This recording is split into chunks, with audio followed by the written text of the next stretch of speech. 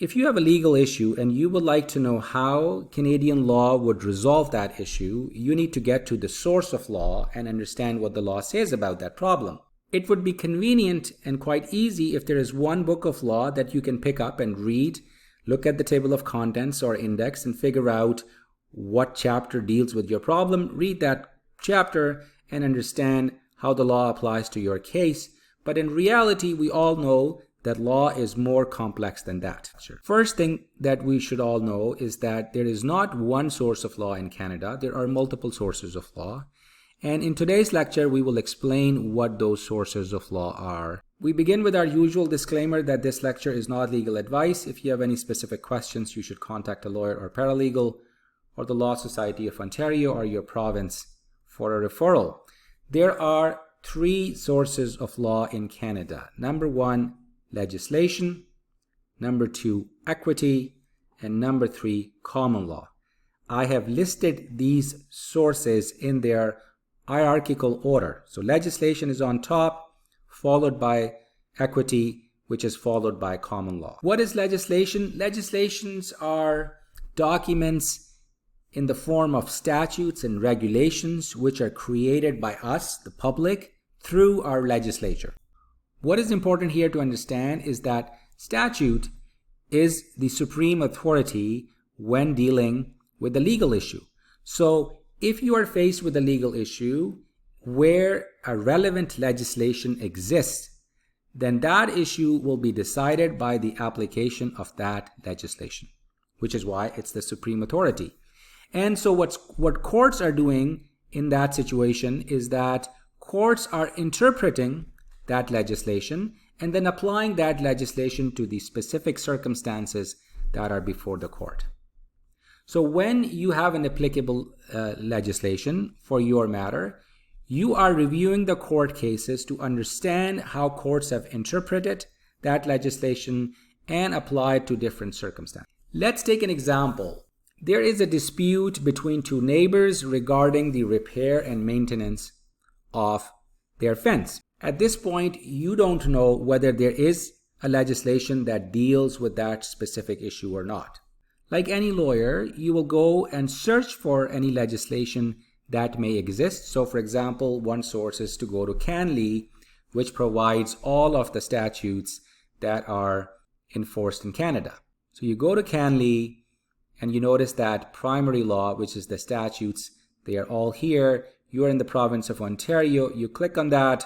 You notice that the statutes are listed here. You click on statutes and you will see here that there are 1,169 statutes only in Ontario. And so you want to know if there is a statute that deals with the fence issue, and you type in fence and you notice that there are 3 statutes that have the word fence in them. Line Fences Act.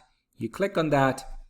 I have reviewed the statute before recording this lecture. So I know that when you review this particular statute, you will see that section 4 sub 1 deals with any disputes between neighbors regarding the repair and maintenance of fences or construction of fences. When you review this section, you realize that if you have a dispute with your neighbor about the repair and maintenance of your fence, you can actually fill out a form, submit it to the municipality, and there is someone called the fence viewer who will come and who will adjudicate the matter between you two. Now, once you have determined that there is a particular statute, you want to know whether there have been cases that have dealt with this particular statute.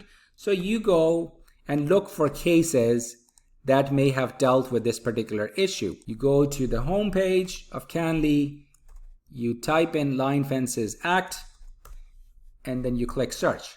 And you will see here that there are about 101 documents that somehow mention Line Fences Act. There are about 52 cases that deal with this, and you will see that all of these cases have some mention of Line Fences Act. You research, you read those cases, and determine whether you can find one or more cases that have a similar problem to what you are facing, and you can figure out how courts have decided in those situations. So this is one way of researching specific legislation. Equity deals with the harshness of common law. Equity is different from common law. It was created hundreds of years ago, and Courts had realized at that time that if you apply common law principles to every single situation, sometimes the results will not be fair. To remedy those situations, the doctrines of equity were created to make sure that the strict application of common law principles does not lead to unfair results. And that's how the principles of equity were created. They were separate courts of equity, but that's not the case anymore. What is important for you to understand is that equity supersedes, trumps common law. So if you are resorting to an equitable principle and it is competing against a common law principle, the court will decide on the basis of equity. We know in today's age that common law and equity both are decided, administered by the same courts, the same judges. So you don't need to go to a separate court. But it is important to understand that the principles of equity are distinct from common law. So when you are seeking an equitable relief, you have to make sure that your case meets the criteria of the principles of equity that you're asking the court to apply. One example is doctrine of good faith is a common law doctrine, and doctrine of unconscionability is an equitable doctrine. Now, both of these doctrines may lead you to similar remedies, but their principles are different and they're applied by the courts in different ways. So if you are dealing with equity, you need to make sure that you're complying with the requirements of those equitable principles. Third source of law is common law. What is common law? Common law is something that is not statute. The word common law came from when the law was created. It was common to the entire England, to everybody in England. So it was common law. So now in Canada, common law is the law that applies to entire Canadian population, but it's a law that is not in the statute. So where do you find this law? You find this law in hundreds of thousands of cases that have been written by judges for the last few hundred years. So it's created by judges, and it's also created by the customs of the people.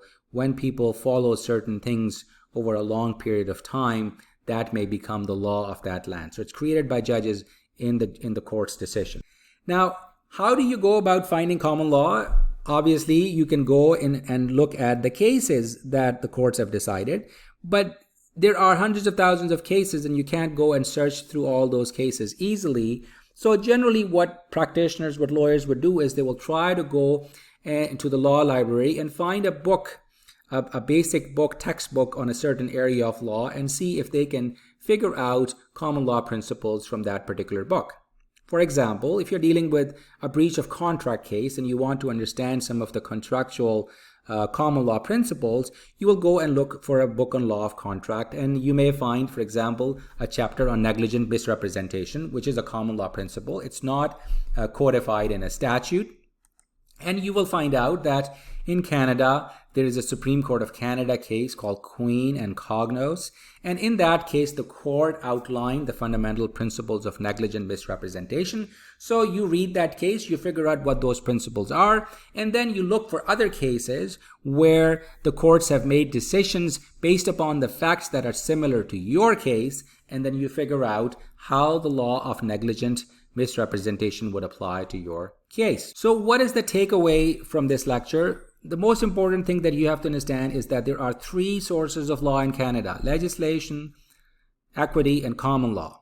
And when you are dealing with a legal problem and you're trying to understand what is the applicable law, you have to research all three sources, because what you're looking for may have multiple remedies, they may have overlapping remedies, and so you need to make sure that you have an exhaustive research on all three sources of law. If there is a legislation that is relevant, or more than one legislation, you need to identify that legislation and the relevant provisions. And then at the end, you have to find out cases that are analogous to your situation and see how the courts have decided in those situations. Thank you for watching.